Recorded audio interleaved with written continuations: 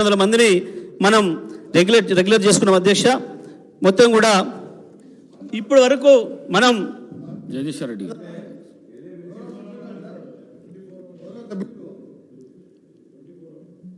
పదే సభని తప్పుదో పట్టించడం కాదు, తెలంగాణ ప్రజలను కూడా తప్పుదో పట్టిస్తున్నాం. 24 గంటలు కానీ పచ్చి అబద్ధం అదే. ఇది ఎక్కడైనా మీరు అడగండి, ఏ గ్రామానికైనా వెళ్దాం, ఏ సబ్స్టేషన్కైనా వెళ్దాం, లాగ్ బుక్స్ ఉంటాయి. సరే, ఇప్పుడు మధ్యలో నేను ఒకసారి బండ సోమవారం సబ్స్టేషన్ ఇన్స్పెక్షన్ చేసిన తర్వాత వాళ్ళ ఎంప్లాయీ, అంటే అప్పుడున్న గవర్నమెంట్ ఎంప్లాయీ, 8.5 to 12 hours మధ్యకి ఎక్కువ వస్తలేదు సార్, గత 10 సంవత్సరాలు ఇదే వస్తుందని చెప్పి లాగ్ బుక్ నాకు ఇస్తే మొత్తం చెక్ చేసి ఆయన స్టేట్మెంట్ కూడా రికార్డ్ చేయించిన. చేయించిన తర్వాత 4 గంటలు, నేను 1 గంటలకు చెక్ చేపిస్తే 5 వరకల్లా తెలంగాణ స్టేట్లో ఉన్న సబ్స్టేషన్లో ఉన్న అన్ని లాగ్ బుక్స్ హైదరాబాద్కి వచ్చినాయి.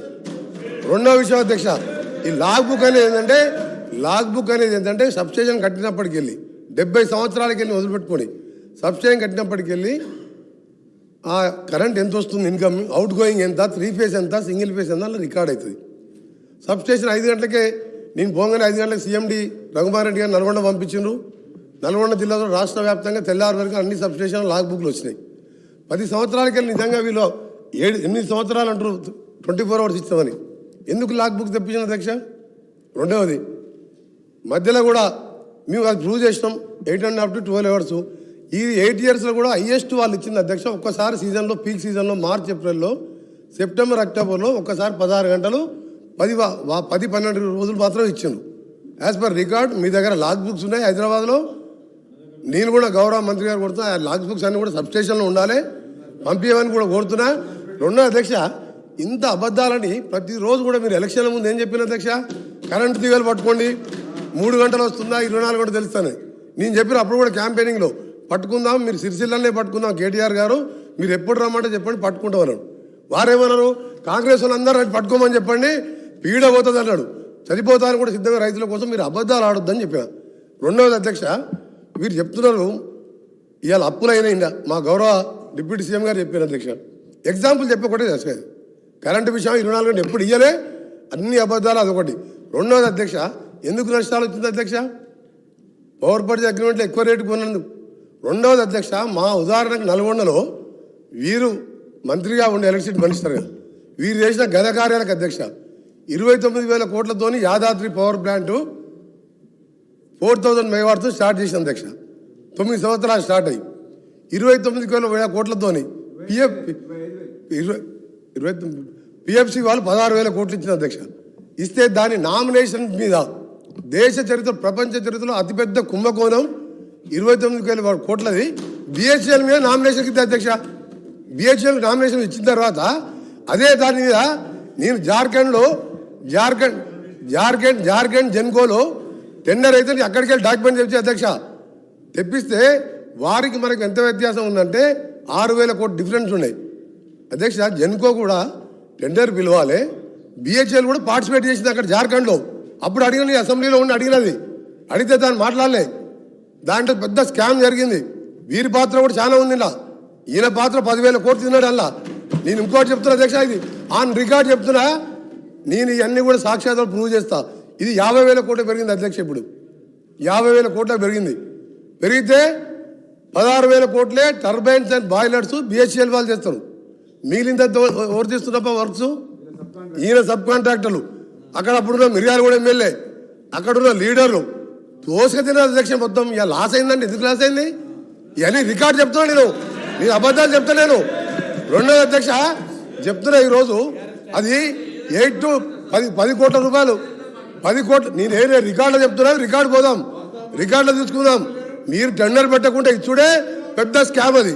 రెండవది అధ్యక్ష ఈరోజు వీరు మాట్లాడుతున్నారు అధ్యక్ష. అసలు ఫ్రీ పవర్ అంటే ఎవరు అధ్యక్ష? కాంగ్రెస్ పార్టీ పెట్టండి. కాంగ్రెస్ పార్టీ దేశంలో ఏ రాష్ట్రంలో కూడా ఇవ్వలేదు అధ్యక్ష. రైతులకు 7 గంటల నుంచి 9 గంటలు ఉచిత కరెంట్ అనేది ధైర్యం చేసి మేనిఫెస్టోలో పెట్టి ఇచ్చి చూపింది కాంగ్రెస్ పార్టీ. అప్పుడు ఏ రాష్ట్రంలో లేదు భారతదేశంలో. అప్పుడు మా కాంగ్రెస్ ప్రభుత్వం రాజశేఖర రెడ్డి గారు సోనియా గాంధీ తోటి కొట్లాడి మేనిఫెస్టోలో పెట్టించి ఫ్రీ పవర్ అని చూపించడం. అంతకుముందు చంద్రబాబు నాయుడు గారు కరెంట్ ఇస్తారని మా జూపల్లి గారు కొట్లాడితే 17 రోజులు జైల్లో తీసిన అధ్యక్ష. అప్పుడు మీ ఎమ్మెల్యేలుగా ఉన్నాం. పవర్ పొజిషన్ అప్పుడు ఎట్లుండే, మా ప్రభుత్వంలో ఏ విధంగా ఉండే. ఈ రోజు కూడా చెప్తున్నాం అధ్యక్ష, 10 కాదు 10 గంటలు 9 గంటలు కూడా వస్తలేదు. ఇప్పుడు మేము చెక్ చేసుకుంటున్నాం. ఒక ఎఫిషియెంట్ ఐఏఎస్ ఆఫీసర్ని ఏపీ ట్రాన్స్కో జెన్కో ఎండీగా పెట్టి, ప్రిన్సిపల్ సెక్రటరీగా పెట్టి, వీళ్ళ అధ్యక్ష అప్పటికే 15 సంవత్సరాలు రిటైర్ అయిన ప్రభాకర్ రావుని తీసుకొచ్చి, అప్పటికే ఆయన వయసు 70 సంవత్సరాలు, ఆ తర్వాత 10 సంవత్సరాలు తీసుకొచ్చి జెన్కో 80 సంవత్సరాల ఇప్పుడున్న కాంపిటీషన్ పోటీలు తట్టుకుంటారు అధ్యక్ష. ఆయనను పెట్టాను. మా ప్రభుత్వం చార్జ్ తీసుకొని, మా ముఖ్యమంత్రి గారు చార్జ్ తీసుకొని తెల్లారి ఆ రోజు సాయంత్రం రిజైన్ చేసిండు. తెల్లారి మేము పిలిస్తే కూడా రాలే. ఇదేంది అధ్యక్ష? ఒక ఆఫీసరు ఇంత పెద్ద సంస్థ నడిపినోడు మొత్తం దివాలు తీపిచ్చిండు, వీళ్ళకి దోషపెట్టిండు. దోషపెట్టి దోసుక తిని ఇవాళ మాతో మాట్లాడుతున్నాం. మీరు ఇవాళ మొత్తం సర్వనాశనం. ఏ డిపార్ట్మెంట్ అధ్యక్ష? నిన్న సివిల్ సప్లై మినిస్టర్ గారు చెప్పిను అది 60,000 కోట్లు. ఇది ఇవాళ చూస్తే ఓడి తినేది అధ్యక్ష. ఇది లాస్ కాదు, మ్యాన్ మేడ్ మిస్టేక్స్ అధ్యక్ష. Man made mistakes. ఇది ఎవరితో కావాలని జరిగిన నష్టం కాదు అధ్యక్ష. చెప్తా ఎటర్ పోతాం, అన్ని పోతాం. మీరు తినేదంతా కక్కిపిస్తాం.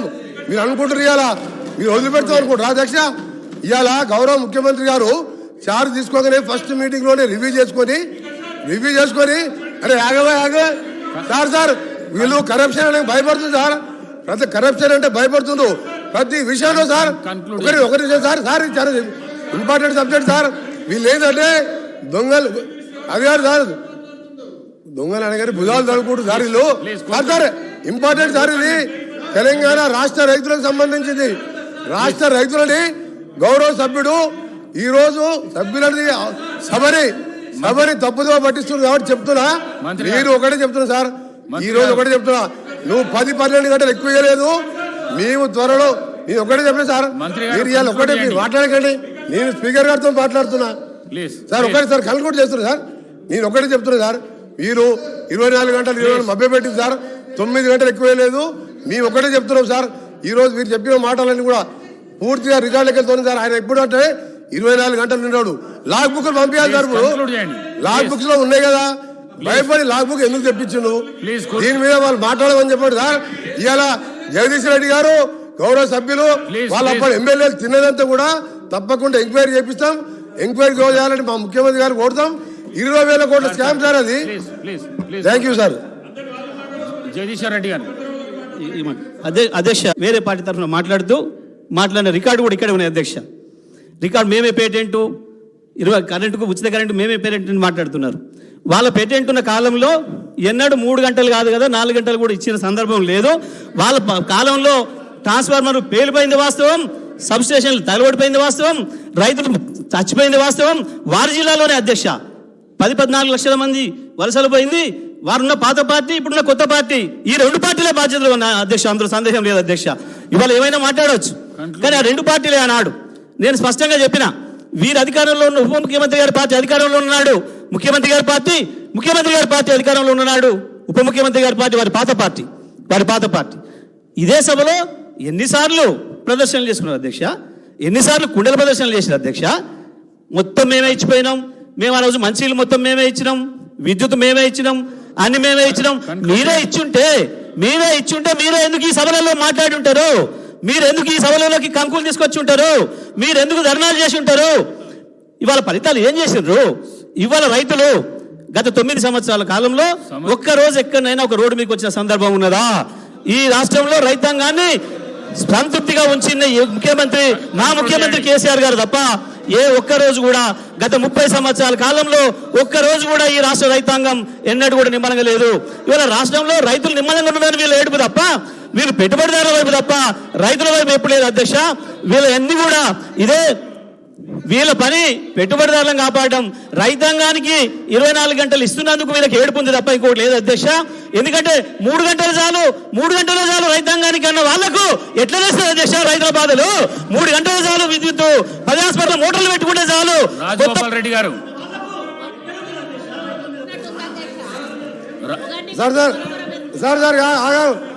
రాజగోపాల్ రెడ్డి గారు సార్ ఫస్ట్ మా గౌరవ ముఖ్యమంత్రి గారికి ధన్యవాదాలు సార్. ఎందుకంటే జ్యుడిషియల్ ఎంక్వైరీకి క్లియర్ కట్గా వారి కోరిక మేరకు వారు వేసినందుకు. అందులో రెండో సార్, గౌరవ సభ్యులకు ఆయన పవర్ మినిస్టర్ ఉండే, పేరు పవర్ లేని పవర్ మినిస్టర్. ఆయన మొత్తం నడిపించింది ప్రభాకర్ రావు. ఈయనకి ఏం తెలియదు అధ్యక్ష, ఆ సబ్జెక్టే తెలియదు ఆయనకు. యాదాద్రి ప్లాంట్లో సబ్ కాంట్రాక్టర్ ఆయన, పవర్ మినిస్టర్ కాదు. యాదాద్రి ప్లాంట్లో సబ్ కాంట్రాక్టర్ జ్యుడిషియల్ ఎంక్వైరీలో బయటపడుతుంది. ఒకటే సార్ స్పీకర్ సార్ మీ అనుమతి సార్, నేను ఒకటే అడుగుతున్నా సార్, స్టేట్గా వారే పవర్ మినిస్టర్ అని చెప్పుకున్నా సార్. అప్పుడు లాగ్ బుక్లు ఎందుకు తీసుకొచ్చి మీరు హైదరాబాద్లో దాచిపెట్టిండ్రు? 24 కరెంట్ ఇచ్చేవారైతే నెంబర్ 1 సార్. ఆయన చెప్పింది ఇదే సబ్ క్రిటికల్ సూపర్ క్రిటికల్. మా గౌరవ ముఖ్యమంత్రి గారు చెప్పిన సార్, G2G అయినా సరే ఇవ్వడానికి వీలు లేదు నామినేషన్ మీద. అది చాలా క్రిమినల్ చర్య, అది దోపిడీ చర్య. దాని మీద జ్యుడిషియల్ ఎంక్వైరీలో ఈ మంత్రి గారు పోతారు సార్, చెప్పకుండా పారిపోయిన ప్రభాకర్ రావు జైల్లోకి పోతాడు, అందరు జైల్లోకి పోతారు సార్.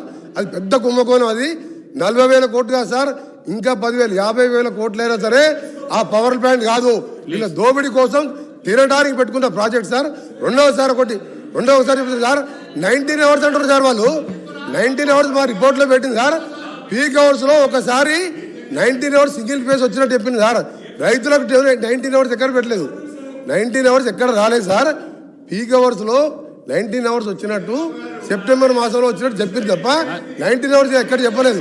అందుకనే సార్ వీరు మా ఆయన గౌరవ ఎమ్మెల్యే గారు, గౌరవ శాసనసభ్యులు ఆయన ఏం చెప్తున్నారు సార్? ఆయన మంత్రి గారు ఇంత నీకు అర్థమవుతుంది, రేపు జైల్లో పోయినా అర్థమవుతుంది.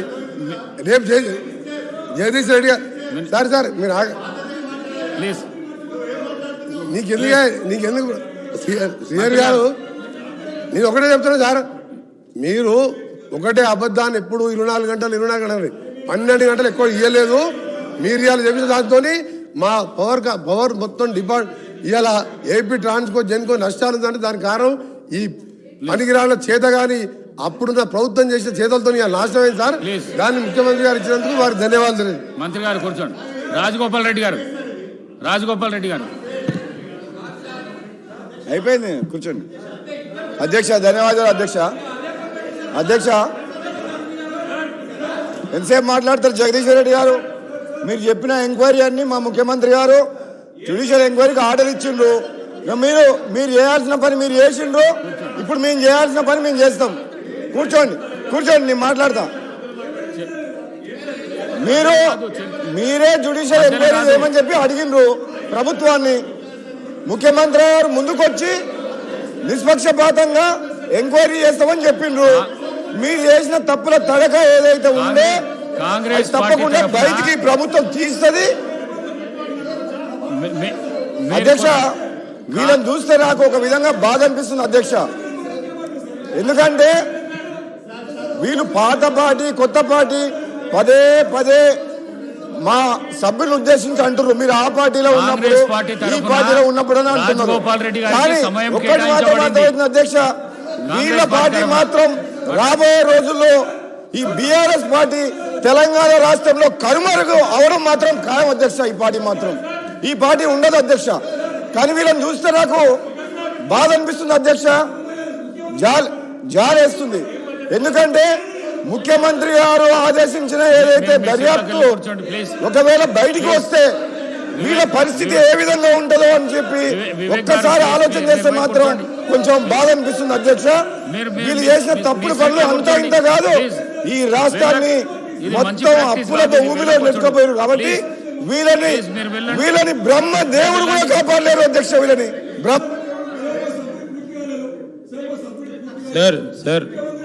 ఇది మంచి పద్ధతి కాదు. వివేక్ గారు వెళ్ళండి, మీరు మీ సీట్లకు వెళ్ళండి. ఈ ప్రాక్టీస్ మంచిది కాదు, మీరు మీ సీట్లకు వెళ్ళండి.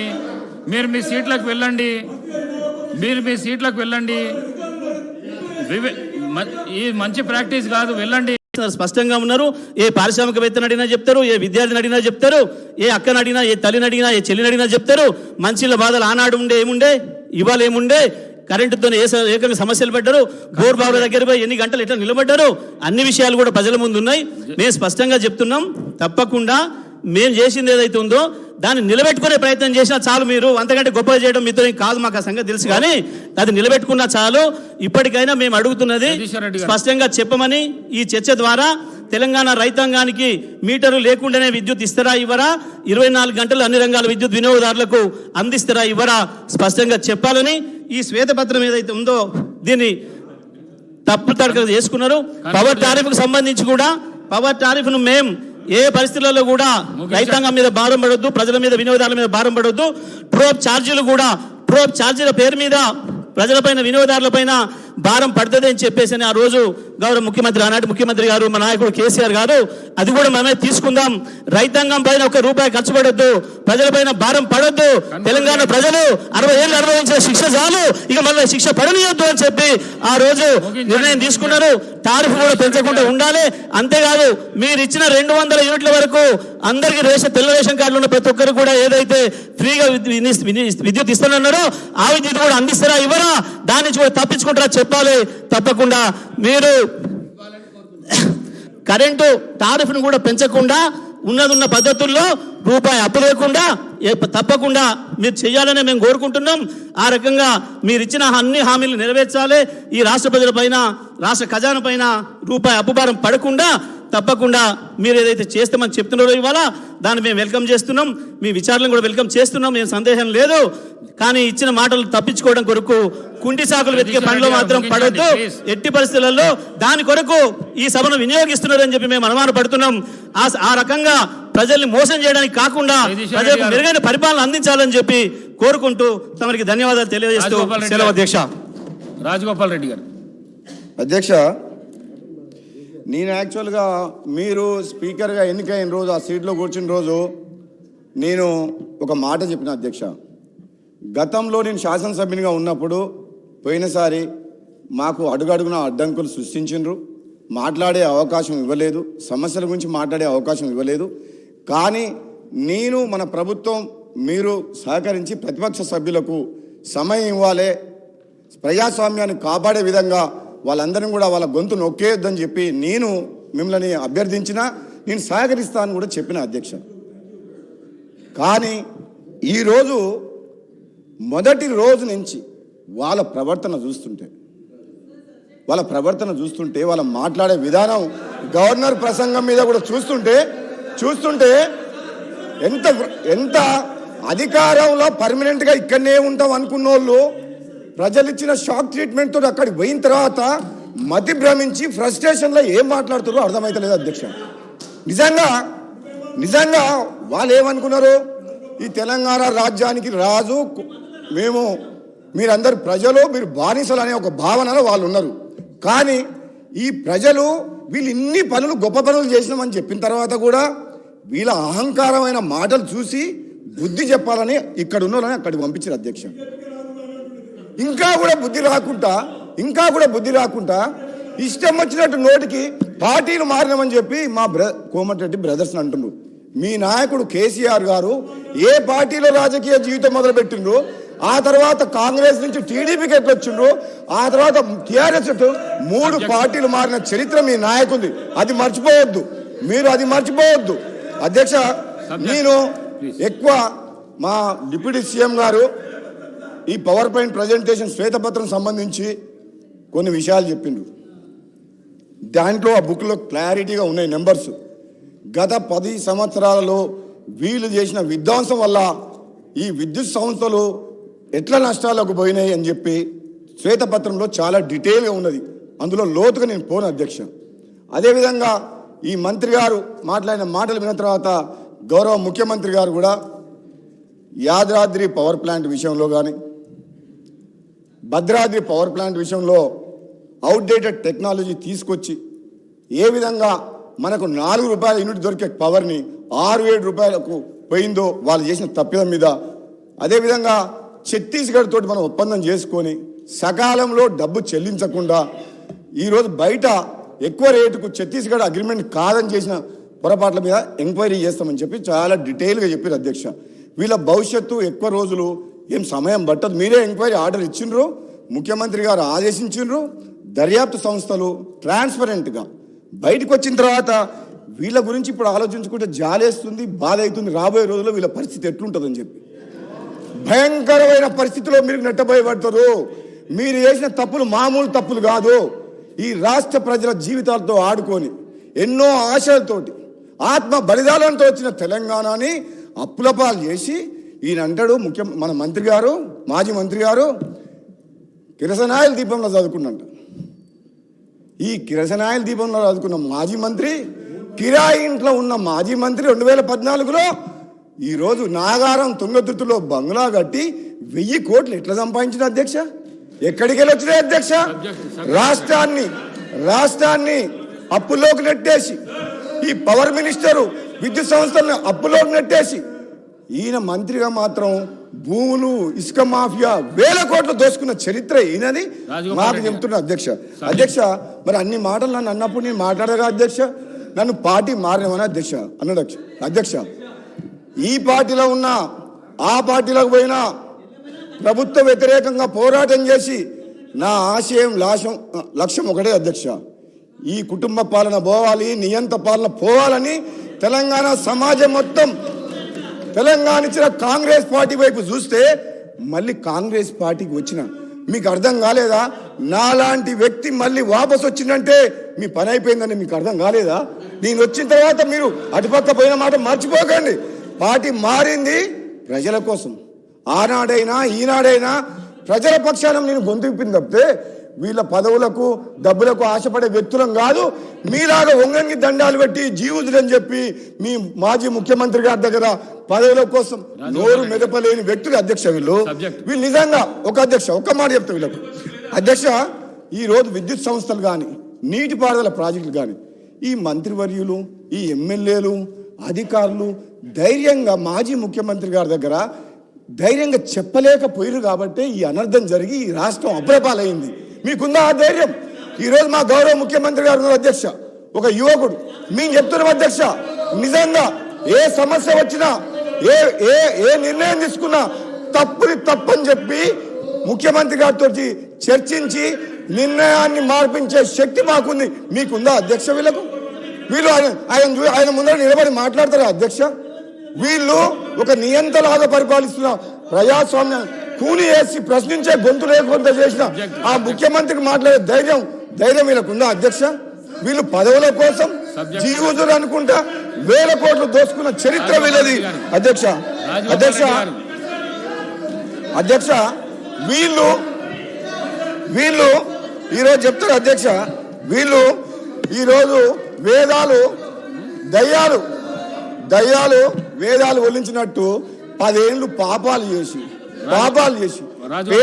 ఒక్క నిమిషం sir, one minute Pocharam Srinivasa Reddy గారు. రాజగోపాల్ రెడ్డి గారు. అధ్యక్ష నేను వ్యక్తిగతంగా స్టార్ట్ చేసిన జగదీశ్వర్ రెడ్డి గారు మాట్లాడిన మొట్టమొదట నేను చేయలే కదా అధ్యక్ష. వాళ్ళు అడిగిందని చెప్తున్నా. ఒక్క నిమిషం అధ్యక్ష. సభలో నన్ను సోదరుని పట్టుకొని ఇద్దరిని పట్టుకొని ఏకవచనంతో ఒక్కసారి ఇద్దరిని, ఆయన మంత్రి హోదాలో ఉన్న మనిషి, ఆయన ఎంత హుందాగా మాట్లాడిండు వెంకటరెడ్డి గారు. నేను మెయిన్ స్పీకర్ని ఈరోజు సబ్జెక్ట్ మీద నేనెంత మాట్లాడుతున్నా, మా ఇద్దరిని ఉద్దేశించి ఆ విధంగా మాట్లాడము ధర్మమా అధ్యక్ష? అది నోటికొచ్చినట్టు పార్టీ మారిందంటే మీలాగా అధ్యక్ష, ఒక్క నిమిషం అధ్యక్ష మీరు వినాలి. ఇప్పుడు పార్టీ మారినంటే మీలాగా కాంగ్రెస్ పార్టీలో గెలిచిన 12 మంది ఎమ్మెల్యేలను తీసుకొని ప్రజాస్వామ్యాన్ని కూని చేసి ప్రతిపక్షం లేకుండా మీరు చేసిండ్రు. నేను పార్టీ మారితే నా పార్టీకి పదవికి రాజీనామా చేసి మారినా. మీలాగా దొంగ పని చేయలేదు, లంగ పని చేయలేదు. నేను ఏం పని చేసినా రాజీనామా చేసి పదవికి రాజీనామా చేసిపోయినా అధ్యక్ష. ఒక్క నిమిషం దయచేసి అన్ని పక్షాల వారు అధ్యక్ష, నా మీద వాళ్ళు దాడి చేస్తే ఊరుకునేది లేదు. వాళ్ళు ఇంకా ఒక భ్రమలో ఉన్నది మా ప్రభుత్వం ఉన్నదని చెప్పి ఖబర్దార్ చెప్తున్నా. మీరు జాగ్రత్తగా ఉండండి. మీరు చెప్తున్నా అడ్డగోలుగా మాట్లాడితే ఊరుకునేది లేదు అధ్యక్ష. అడ్డగోలుగా మాట్లాడితే ఊరుకునేది లేదు. 10 ఏళ్ల పాటు భరించడం, వాళ్ళ 10 ఏళ్ల పాపాలను ఎండగట్టి వాళ్ళు చేసిన అవినీతిని బయటికి తీసుకొచ్చి వాళ్ళ ప్రజలు సమాధానం చెప్తారు అధ్యక్ష. నేను చెప్తున్నా ఈయన సబ్జెక్టు మాట్లాడండి. అప్పులు చేసినామని అంటుండు, విద్యుత్ సంస్థలు అప్పులు చేసినామని అంటుండు. సబ్జెక్టు మాట్లాడండి. తప్పులేదు. మన రాష్ట్ర అభివృద్ధి కోసం, పవర్ ప్లాంట్ల కోసం, ప్రాజెక్టుల కోసం అప్పులు చేస్తే నష్టం లేదు అధ్యక్ష, నష్టం లేదు. రాష్ట్ర అభివృద్ధి కోసం, ప్రజల సంక్షేమం కోసం, మన ఇన్ఫ్రాస్ట్రక్చర్ క్రియేట్ చేసేందుకు, ఇరిగేషన్ ప్రాజెక్ట్ చేసేందుకు, పవర్ ప్లాంట్ పెడుతేందుకు అప్పులు చేస్తే తప్పులేదు. కానీ అనవసరంగా యాదాద్రి పవర్ ప్లాంట్ కట్టొద్దు అని చెప్పిండ్రు. అది 7 రూపాయలకు 8 రూపాయలకు ఒక యూనిట్ ధర వస్తుంది Yadadri power plant. Kaleshwaram project వద్దు అని చెప్పిండ్రు. అనవసరంగా మిగులు బడ్జెట్తో ఉన్న రాష్ట్రాన్ని అప్పులు చేసి రాష్ట్రాన్ని అప్పుల పాలు చేసింది. నిజంగా వీళ్ళు వేరే రాష్ట్రాలతో పోలుస్తారు అధ్యక్ష. మన రాష్ట్ర పరిస్థితి వేరు. మనకు మిగులు బడ్జెట్ తోటి ఉన్న రాష్ట్రం సోనియా గాంధీ తెలంగాణ పార్టీ ఇచ్చింది.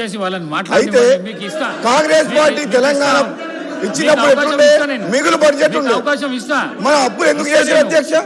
అప్పులు చేయాల్సిన అవసరం ఏముంది? మనకు హైదరాబాద్ నగరంలో బోలెడంత ఆదాయం వస్తుంది. సంక్షేమ పథకాలు కానీ, అభివృద్ధి కానీ మనం 1 by 1 చేసుకుంటూ పోవచ్చు.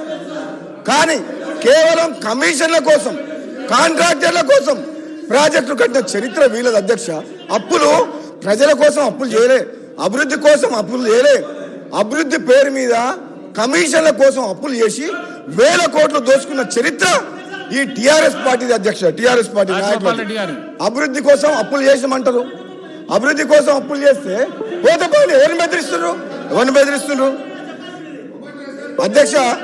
నేను చెప్తున్నా అధ్యక్ష, జగదీశ్వర్ రెడ్డి గారు, వీళ్ళు ఇట్లా డిస్టర్బ్ చేస్తే. రెడ్డి గారు మాట్లాడండి, మీరు మాట్లాడండి. ఒక్క నిమిషం జగదీశ్వర్ రెడ్డి గారు మాట్లాడండి. జగదీశ్వర్ రెడ్డి గారు స్పీకర్ మాట్లాడండి. స్పీకర్ జగదీశ్వర్ రెడ్డి గారు. అధ్యక్ష,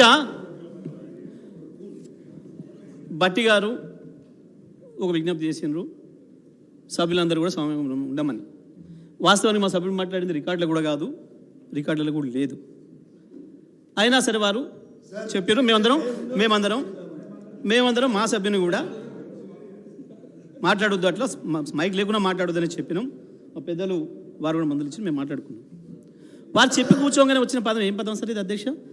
వాస్తవానికి ఎవరమైనా అధ్యక్షుని ఉచ్చరిస్తాం, వారి వైపే మాట్లాడతాం. మరి వారు ఉపయోగించిన పదం ఖబర్దారని అధ్యక్ష స్థానాన్న బీఆర్ఎస్ పార్టీనా వ్యక్తిగతంగా మమ్మల్ని ఈ సభలో అటువంటి పదాలు వాడొచ్చా? ఇప్పటి నుంచి కంటిన్యూ చేద్దామా, కొనసాగిద్దామా? ఈ విషయాలపైన భట్టి గారు చెప్పాలి. ఇంకోటి సార్ అధ్యక్ష, నేను ఒక మాట నిలబడి ఉంటా ఇప్పుడు ఈ సభలో, నిండు సభలో చెప్తున్నా. నా ఉపన్యాసాలలో ఎక్కడ కానీ ఒక్క పదం కూడా వ్యక్తిగతంగా ఎవరు పేరు మీద మాట్లాడినా సభ నుంచి రికార్డు నుంచి తొలగించమని నేను కోరుతున్నా. నా పైన వచ్చిన ప్రతి అక్షరాన్ని కూడా తొలగించడానికి తమరు చర్యలు తీసుకోవాలని కోరుతున్నాను. నా పైన ఉన్న వ్యక్తిగత విమర్శలు ఎవరైతే ఉన్నారో, నేను ఇంకోటి కూడా రికార్డులు పరిశీలిద్దాం. ఎవరు మొట్టమొదటిగా వ్యక్తిగతమైన దూషణ మొదలుపెట్టిండ్రు, వ్యక్తిగతమైన ఆరోపణలు మొదలుపెట్టిండ్రు, వ్యక్తిగతంగా నిందలు ఎట్లా చేసిండ్రు, అన్నీ కూడా రికార్డు తీద్దాం, పరిశీలిద్దాం. దయచేసి దమరు చర్యలు తీసుకోండి.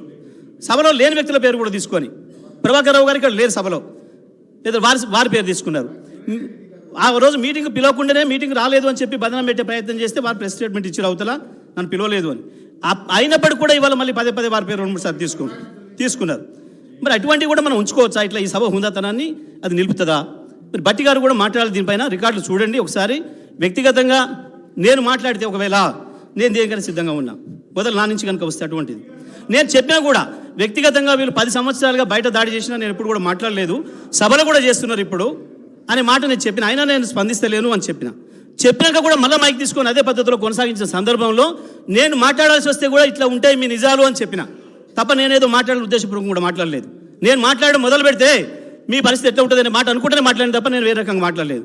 కాబట్టి దయచేసి నేను మిమ్మల్ని సభాధిపతిగా మిమ్మల్ని కోరుతున్న అధ్యక్ష, వ్యక్తిగతంగా నా మీద చేసిన ఆరోపణలను కానీ నేను వ్యక్తిగతంగా ఎవరు పేరు తీసుకుని మాట్లాడితే అవి తొలగించాలి, రికార్డు పరిశీలించి తొలగించాలని చెప్పి మిమ్మల్ని కోరుతున్న అధ్యక్ష.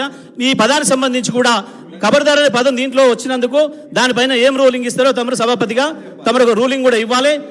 ఆ పదం వాడిన ఆ గౌరవ సభ్యుని పైన ఏమైనా చర్యలు ఉంటాయా, ఎట్లా ఉంటాయి, ఏముంటాయి అనేది కూడా తమరు పరిశీలించి తమరు ఏ నిర్ణయం తీసుకుంటారో తీసుకోవాలని చెప్పి విజ్ఞప్తి చేస్తామని అధ్యక్ష. తప్పకుండా రికార్డులను పరిశీలించి